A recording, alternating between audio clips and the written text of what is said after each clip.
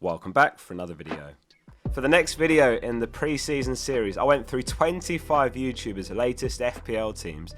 I wrote down all 375 players that they picked, so we can answer some questions like what are the trends, who are the most popular picks, which chips are being used in Game Week 1. There's links to all 25 channels in the description, check them out, they make great content. This took absolutely ages, and as always it is completely free to subscribe, so hit the button below. We're going to begin by taking a look at a few of their individual drafts first, and then we'll take a look at all the data. Thank you to Nathan Bacon who came up with this idea last year, and he gave his blessing to do our own one. So let's start with Praz, who's got several top 10Ks to his name, including last season. Really analytical manager, you might know him from The Wire. So he's lined up with a 3-5-2. It's Sanchez, Murillo, Gabriel, Van Dijk, and Dai Kudu, Salah, Palmer, Anderson, Låbakk and Solanke. On the bench he's got Kinski, Saliba, Muniz and Konsa. So he's gone big at the back. He's got 3.6 million defenders. He's got 5.5 million defender Murillo as well. I'm going to show you a table here which I think gives perfect context to Praz's selections. Tables from Solo Analytics, and it basically measures defensive contributions. There's a purple column there which measures the percentage of games that players hit the 10 plus threshold required last season, which is really interesting. Like Tarkowski hit that threshold in 67% of games he played, Braithwaite 57%, Murillo 53%. So yeah, those three in particular hit it more often than not. And this explains the Murillo pick. That is a new challenge this season for us. Like, do we go for players that are gold for DCs? Or do we go for players that are just better for clean sheet points but fewer DCs, you know, the likes of Gabriel, Saliba? Or maybe you go for defenders that are just better for goal contributions. Like Milenkovic, for example, he's kind of that middle ground. He would have been last season's top scoring defender with 178 points. With the new rules in place, he would have got 26 defensive contribution points, but Murillo would have got 38. However, Milenkovic had 5 goals, 2 assists. Obviously, it's a massive aerial threat, while Murillo, less so, 2 goals, no assists for him. Anderson for 5.5 mil, he could be a hidden gem under these new rules as well. Only Caicedo hit the threshold more frequently among midfielders. 55% of games he hit it last season. And what sets Anderson apart, in my opinion, is he's a little bit more attacking than the other defensive mids. He got 8 goal involvements last season. Caicedo got 5, which isn't too bad. But then, you know, further down the list, Lerma just got 1 assist, Bentancur just got 2 goals, no assists, etc. Really nice draft from Praz to start the video off. I mean, Muniz is a bit of an odd choice. Perhaps he's hoping that he gets a move to another club. FPL Raptor next, and he's not afraid to go Maverick sometimes, and this draft has got that written all over it in a good way. He's got the bench boost active for Game Week 1, he's got no Salah. His team is Sanchez, Tarkowski, Van der Ven, Murillo, Mente, Rogers, and Dai, Palmer, Watkins, Haaland, Solanke, and then it's Verbruggen, Konsa, Kilman and Anderson on the bench. So I'm immediately noticing another focus on DC players here. Like, as we said, Tarkowski scored more than anyone in the league last season, and Murillo got second most among defenders, Anderson second most among midfielders, etc. The Game Week 1 bench boost does genuinely have legs, it's not just a clickbait thing. Like, you can essentially wildcard straight into a bench boost, which is obviously impossible any other game week. If you don't bench boost in Game Week 1, then of course you could wildcard before you use it later in the season, but there is that small window for something to go wrong, that 1 week. All it takes is an injury or someone getting suspended and it's all falling apart. But there are risks doing it in Game Week 1 as well. It can be a really unpredictable game week. Those that played last season, look at Quansah and Nkunku, Barco, so you can't really take any chances and it can still go wrong. Salah, obviously really highly owned, and if Haaland blanks the first couple of weeks while Salah smashes it, then you're going to be really behind early on. But of course it can go the opposite way. Like, what if Liverpool's new attack needs some time to click? It's very possible. A couple of Salah blanks while Haaland rips it up like he did last season, and that could place you really high in the ranks early on.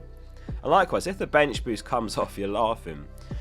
I'm still weighing up the Game Week 1 bench boost myself, and I actually think it's going to become increasingly popular as we near the deadline, especially if some cheap enablers emerge, maybe a 4 mil keeper for example. But yeah, I'll definitely do a video on the Game Week 1 bench boost soon. The only critique I've probably got here is Konsa on the bench. He's got Newcastle home, which is a bit of a rough fixture, but yeah, I guess if Isak leaves, that's got potential as well. The challenge is the lack of 4.5 mil defenders with a good Game Week 1 fixture, unless you're willing to double up on Spurs or West Ham defence, but that's a bit overkill beyond Game Week 1. Let's talk FPL next, the GOAT of FPL YouTube.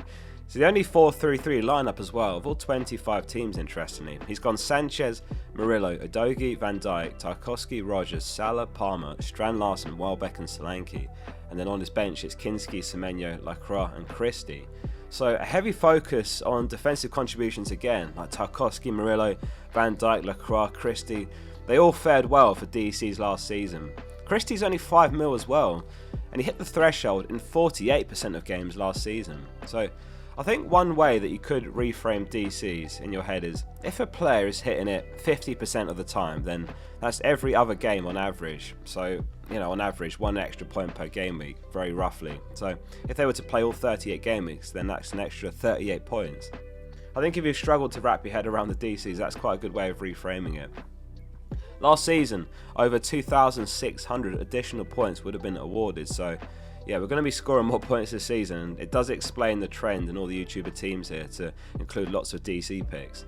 The other thing we're going to have to get comfortable with is starting defenders in tougher fixtures, because simply put, they're going to be defending more, and they are likely to get DC points in those games. Game week 5, Tarkowski's got Liverpool away. That's obviously a really extreme example. There's probably very little chance of a clean sheet, but he might concede twice and get -1 point from that, but he's very likely to get 2 extra DC points, which is going to lead to lots of 3 and 4 pointers from defenders this season from now on. Very nice draft from Andy. Fun fact, for years before I started this channel, I used to spend my lunch breaks when I worked an office job watching Andy's content. I've got massive respect for the longevity of his channel. There's lots of great new channels still popping up every season, so maybe this will even inspire one of you to take that leap and give it a go. One more team and then we'll dive into the data. FPL Pricey next. He's one of those actually that's just started making content fairly recently, and he does really good FPL videos. Team is Sanchez, Milenkovic, Vardy or Virgil, Eze, Rogers, Salah, Palmer, and Dye, Strand Larsen and Solanke. And then on the bench it's Kinski, Gueye, Esteve and Krupi Jr. I can confirm as well, he's literally the only one that picked Eze, which is quite surprising. He's an absolute baller, and he should be on pens for Crystal Palace as well. I mean, that is still a sound way to play FPL, just pack your team with penalty takers. He's also got Salah, Palmer and Dye, Solanke and Strand Larsen, probably all of them on penalties as well. Just the latter two really that question marks. Kwang actually did take one for Wolves in their most recent friendly, but he probably won't be on the pitch often enough during the season, so it might default to Strand Larsen.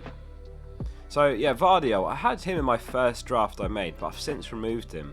The City defenders and Vardy are just really poor for DCs, which makes sense because they just tend to control games and grind the opposition down. As you saw earlier, Tarkowski got 44 DC points last season, Murillo 38, Vardy, for comparison, would have gotten just 10 all season. So yeah, I'm looking at other 6 mil defenders now, like Gabriel, Cucurella, Van Dijk. The only criticism I've got, and this is one that my draft suffers from as well, is a weak bench. It's just Gueye here, really. Esteve is someone you never want to be playing, so it's a bench of one player, essentially, that you'd be comfortable starting or having auto-sub on for you, and certainly not in Game Week 1 even. It's a fantastic start in 11 though, if no issues arise. Nice team. Anyway, let's move on and let's get into the nitty gritty. Who are the most popular picks across all teams, all 375 players? So goalkeepers first. Sanchez appears in 40% of YouTuber teams, compared to just 13% overall. That's quite an interesting gap, that. Kelleher, 36, is the most owned 4.5 mil keeper. Kinski is their favourite 4 mil keeper, but yeah, we're not expecting him to be a starter, sadly. So looking at defenders, Concert surprisingly high, 56% owned, he's number 1, followed by Van Dijk 44%, Udogie 40%. Brighton's Estupinian replacement, De Cooper 36%, and that's the same as Gabriel and Wan-Bissaka 36%. The most owned midfielder is actually a tie, 88% own Salah and Palmer. And then it's in Dye. Is he a trap or is he a genuinely good pick? Obviously great Game Week 1 fixture, and 64% have got him, which makes him the 3rd most owned midfielder. That really surprises me, but maybe I'm missing something. Rogers 44%, 28% are taking a chance on Verts, 28% Kudus as well in fact. So looking at those 6.5 mil mids specifically, there's just loads obviously. It's Ndye's number 1, Kudus number 2, Sarr and then Enzo.